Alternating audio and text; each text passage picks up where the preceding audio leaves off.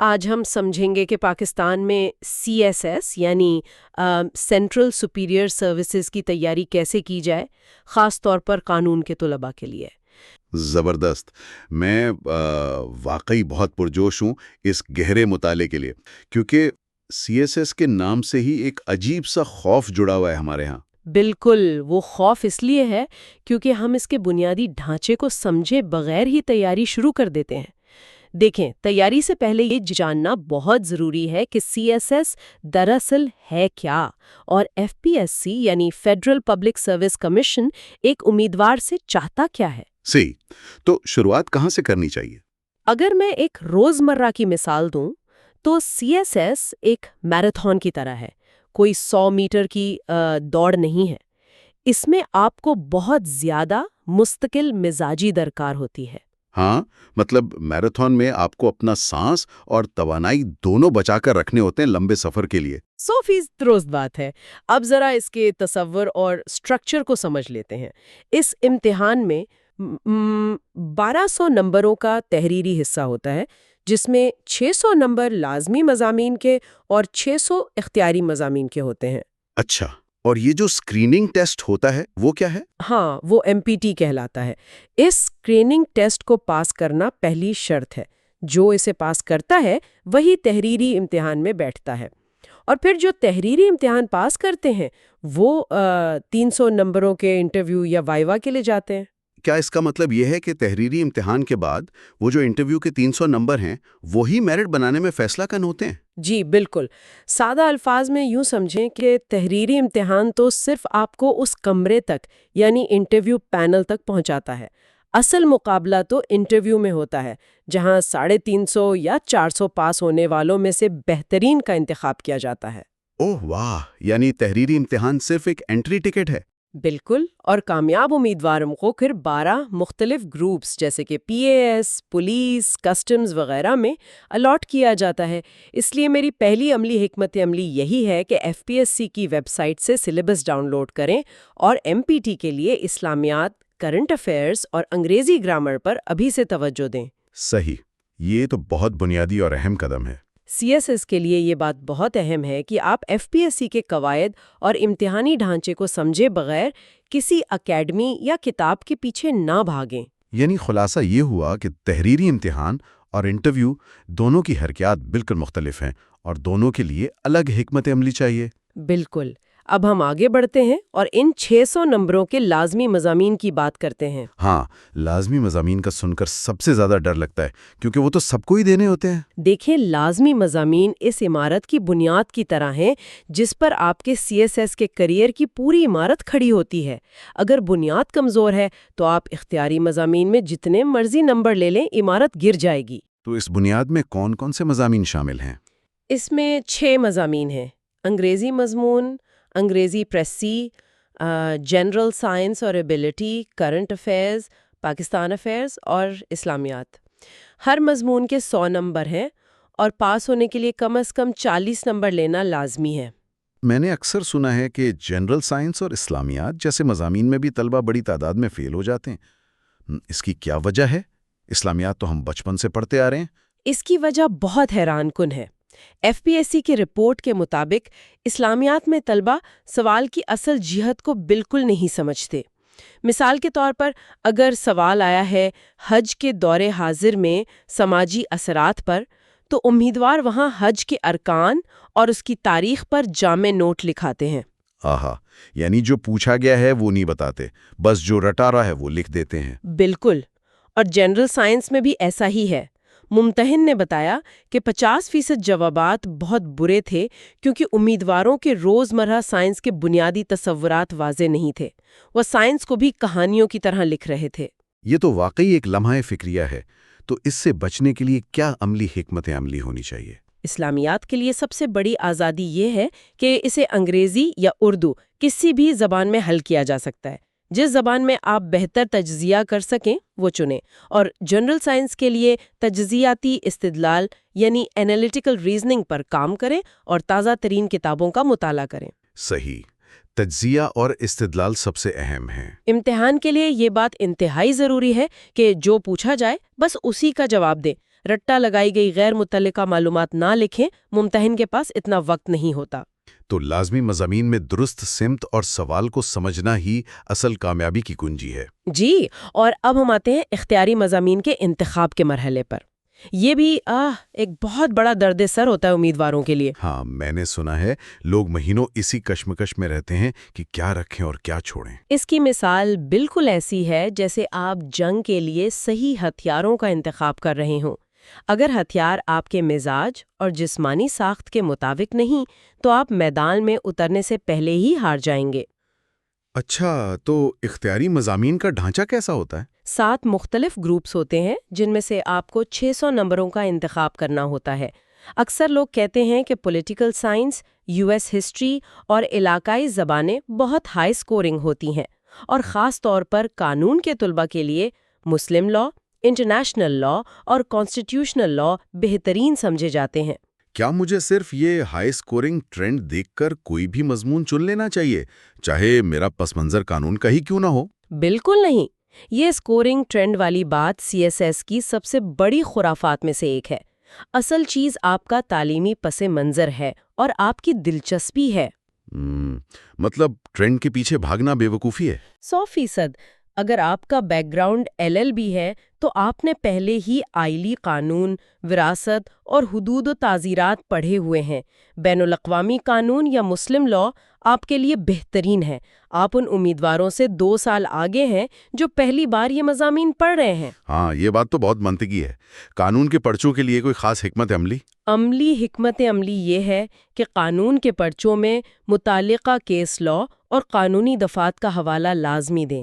صرف تھیوری نہ لکھیں، پرانے سالوں کے پیپرز اور سلیبس کو سامنے رکھ کر حتمی فیصلہ کریں۔ کیس لاس تو قانون کے طلباء کے لیے ویسے بھی بہت اہم ہوتے ہیں۔ یہ یاد رکھیں کہ قانون کے پرچوں میں غیر متعلقہ مواد اور مارکیٹ کی غیر معیاری گائیڈ بکس کا استعمال آپ کو سیدھا فیل کر سکتا ہے۔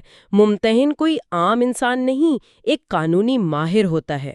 تو خلاصہ یہ ہے کہ مضامین کا انتخاب ہمیشہ اپنی دلچسپی اور تعلیمی ڈگری کی بنیاد پر کریں، افواہوں پر نہیں۔ بالکل۔ اب جب مضامین منتخب ہو گئے تو اگلا مرحلہ آتا ہے ان کی تیاری کا شیڈیول یا اسٹڈی پلان بنانے کا۔ ہاں، کیونکہ وقت کا انتظام تو سب سے بڑا مسئلہ ہوتا ہے۔ دیکھیں، وقت کا انتظام بالکل ایک بجٹ بنانے کی طرح ہے۔ آپ کو بخوبی پتہ ہونا چاہیے کہ آپ کے دن کا ہر گھنٹہ اور ہر منٹ کہاں خرچ ہو رہا ہے۔ تو ایک عام امیدوار کو کتنے مہینے اور روزانہ کتنے گھنٹے درکار ہوتے ہیں؟ عام طور پر 6 سے 8 مہینے کی مسلسل تیاری درکار ہوتی ہے، اور روزانہ 4 سے 6 گھنٹے کا خالص مطالعہ ضروری ہے۔ میرا مشورہ یہ ہے کہ تیاری کا آغاز ہمیشہ ان مضامین سے کریں جن میں آپ کی قدرتی دلچسپی ہو۔ جیسے اگر کسی کو تاریخ پسند ہے تو وہ وہیں سے شروع کرے؟ جی، جیسے تاریخ، اسلامیات یا سوشیولوجی، تاکہ ایک بار کرسی پر بیٹھنے اور پڑھنے کی روٹین بن سکے۔ ایک سوال اور، کیا مجھے پہلے دن سے ہی نوٹس بنانا شروع کر دینے چاہیے یا مارکیٹ سے بنے بنائے نوٹس لے لوں؟ دوسروں کے نوٹس پر انحصار کرنا بہت بڑی غلطی ہے۔ بالکل پہلے دن سے اپنے نوٹس بنائیں، سلیبس اور ماضی کے پرچوں کے سوالات کی بنیاد پر تھیم وائز نوٹس بنائیں۔ تھیم وائز یعنی ایک موضوع کو مختلف مضامین کے زاویے سے ایک ہی جگہ لکھنا؟ بالکل، اور اپنے دن کے مختلف حصوں کو تقسیم کریں۔ کرنٹ افیئرز اور انگریزی روزانہ کی بنیاد پر پڑھیں، جبکہ دیگر مضامین کو ہفتہ وار اہداف میں بانٹ لیں۔ یہ ایک بہت پریکٹیکل اپروچ ہے۔ امتحان کے لیے یہ بات انتہائی اہم ہے کہ آپ کا سلیبس سپٹمبر تک ہر حال میں مکمل ہو جائے، تاکہ آپ کے پاس آخری مہینوں میں صرف دہرائی اور لکھنے کی مشق کا وقت بچے۔ یعنی مستقل مزاجی اور روزمرہ کے چھوٹے اہداف ہی اس لمبے سفر کو آسان بناتے ہیں۔ جی۔ اچھا، اب ہم بات کرتے ہیں ان مضامین کی جو مسلسل تبدیل ہو رہے ہیں، یعنی کرنٹ افیئرز اور پاکستان افیئرز۔ یہ تو روز بدلتے ہیں، ان کا سلیبس تو کبھی ختم ہی نہیں ہوتا۔ اسی لیے کرنٹ افیئرز ایک بہتے ہوئے دریا کی طرح ہے۔ آپ کو اس کے بہاؤ کے ساتھ چلنا ہوتا ہے، اور روزانہ اس میں نیا پانی یعنی نئی معلومات شامل ہوتی رہتی ہیں۔ تو اس بہتے دریا کا مقابلہ کیسے کیا جائے؟ اس کا واحد حل اخبار کا روزانہ مطالعہ ہے، خاص طور پر ڈان اخبار کے ایڈیٹوریلز۔ ان مسائل کو مختلف زاویوں سے تجزیہ کرنا سیکھیں، اور سب سے اہم بات، اگر کوئی سیاسی مسئلہ آئے تو کسی بھی دائیں یا بائیں بازو کی طرفداری سے گریز کریں اور غیر جانبدارانہ رپورٹنگ کریں۔ فرض کریں اگر کسی موجودہ مسئلے پر معاشرے میں دو انتہائی متضاد آراء ہوں تو کیا مجھے امتحانی پرچے میں کسی ایک کا واضح انتخاب کرنا چاہیے؟ کبھی نہیں۔ ایک بیوروکریٹ کا کام سیاسی نعرے بازی نہیں ہوتا۔ آپ نے موضوعی حقائق پیش کرنے ہیں اور دونوں اطراف کے دلائل کا تنقیدی جائزہ لے کر ایک متوازن راستہ نکالنا ہے۔ صحیح۔ اور آج کل تو طلباء چیٹ جی پی ٹی اور مصنوعی ذہانت کا بھی بہت استعمال کر رہے ہیں نوٹس کے لیے۔ ہاں، اور یہ میری عملی حکمت عملی کا اہم حصہ ہے کہ مصنوعی ذہانت کے اندھے استعمال سے بچیں، کیونکہ یہ آپ کے جوابات کو بہت مصنوعی اور مشینی بنا دیتا ہے۔ اس کے بجائے ISSI اور NDU جیسے مستند تحقیقی اداروں کے جرائد کے حوالے استعمال کریں۔ تو انسان تو اپنا تجزیاتی دماغ ہی سب سے بڑا ہتھیار ہے۔ امتحانی پرچے میں صرف حقائق یا خبریں بتانا کافی نہیں ہے، ان حقائق کا تجزیہ اور موجودہ حالات پر ان کا اطلاق بہت اہم ہے۔ خلاصہ یہی ہے کہ اخبار پڑھیں، غیر جانبدار رہیں اور حقیقی مثالوں سے تجزیہ کریں۔ بالکل۔ اور اب ہم آتے ہیں اس امتحان کے سب سے بڑے خوف کی طرف، یعنی انگریزی مضمون اور پریسی کی حکمت عملی۔ ہاں، جس میں سب سے زیادہ لوگ فیل ہوتے ہیں۔ یہ واقعی ایک ڈراؤنا خواب لگتا ہے۔ دیکھیں، مضمون لکھنا ایک دیویکل عمارت کی تعمیر کی طرح ہے۔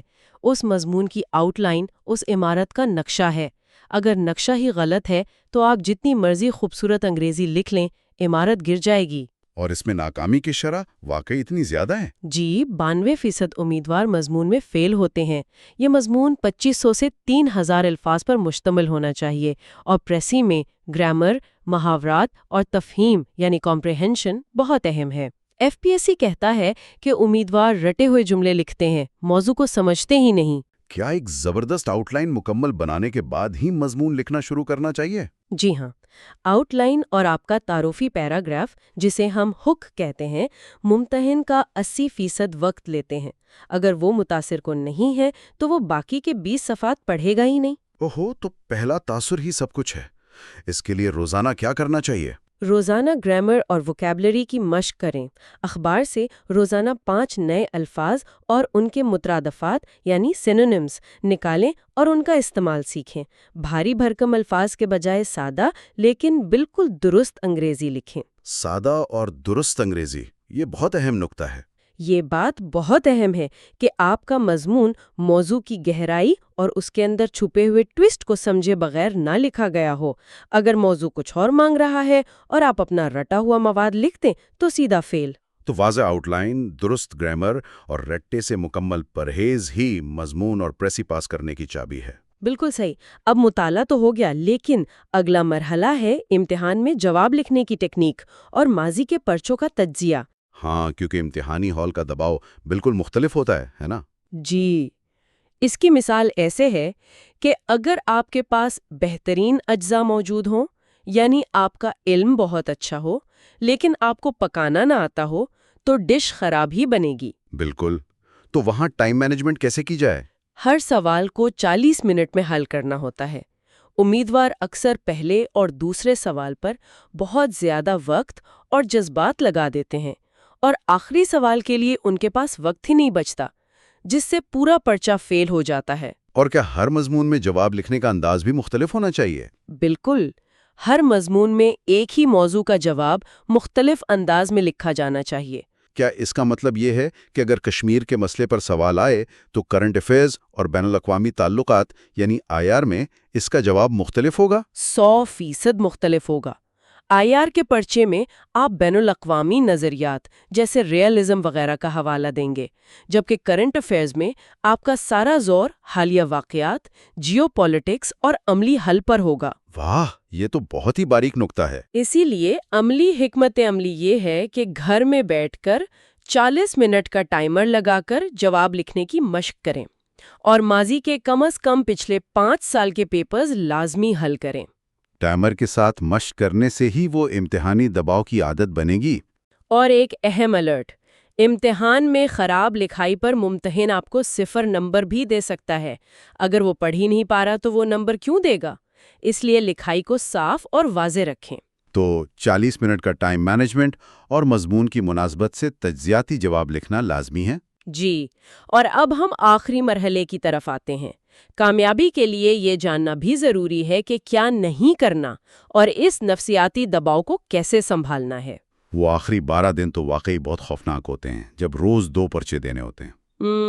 وہ امتحان کے 12 دن ایک رولر کوسٹر کی طرح ہوتے ہیں، جہاں اپنے اعصاب کو قابو میں رکھنا سب سے اہم اور مشکل کام ہوتا ہے۔ تو اس دوران سب سے عام غلطیاں کیا ہوتی ہیں؟ عام غلطیاں ہیں غیر معیاری گائیڈ بکس پر انحصار کرنا، رٹا لگانا اور گرامر کی غلطیاں۔ اور ایک اور بڑی وجہ ہے دہرائی کی کمی۔ اگر پڑھے ہوئے مواد کو دوبارہ نہ دیکھا جائے تو وہ امتحان گاہ میں یاد نہیں آتا۔ کیا ایک مرتبہ سلیبس ختم کر لینا کافی نہیں ہوتا؟ دہرائی کب شروع کرنی چاہیے؟ سلیبس ختم کرنا تو صرف پہلا قدم ہے۔ اصل تیاری ہی دہرائی اور لکھنے کی مشق سے شروع ہوتی ہے۔ جب 2 پرچوں کے درمیان 2 گھنٹے کا وقفہ ہو تو آپ پوری کتاب نہیں پڑھ سکتے۔ تو پھر ان چند گھنٹوں میں کیا پڑھا جائے؟ اس کے لیے عملی حکمت عملی یہ ہے کہ مطالعے کے دوران ہی اپنے نوٹس کو مختصر کرتے جائیں تاکہ امتحان کی رات انہیں آسانی سے دہرایا جا سکے۔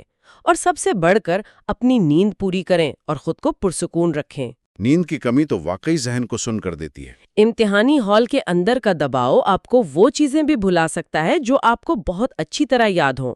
اس لیے ذہنی طور پر مضبوط رہنا اور رٹے کے بجائے تصورات کو سمجھنا ضروری ہے۔ یعنی پرسکون ذہن، منظم دہرائی اور رٹے سے پرہیز کامیابی کے ضامن ہیں۔ بالکل۔ ہم نے تیاری اور مضامین کی تو بہت بات کی، لیکن ذرا سوچئے، جی، کیا سی ایس ایس کا یہ موجودہ امتحانی نظام اور دہائیوں سے ایک ہی طرح کے سوالات پوچھنے کا طریقہ واقعی پاکستان کی مستقبل کے لیے بہترین اور جدید سوچ رکھنے والے منتظمین پیدا کر رہا ہے؟ یا ہم صرف بہترین رٹا لگانے والی مشینیں اور کلرک بنا رہے ہیں؟ یہ وہ سوال ہے جس پر ہر سی ایس ایس امیدوار کو ضرور غور کرنا چاہیے جب وہ بیوروکریسی کا حصہ بننے کا خواب دیکھتا ہے۔ یہ واقعی ایک بہت گہرا اور چھپتا ہوا سوال ہے۔ علم اور امتحان صرف نوکری کے لیے نہیں بلکہ معاشرے کی بہتری کے لیے ہونا چاہیے۔ آپ سب بھی اس پر ضرور سوچئے گا۔ امید ہے آج کے اس تفصیلی جائزے سے آپ کو ایک واضح سمت ملی ہوگی۔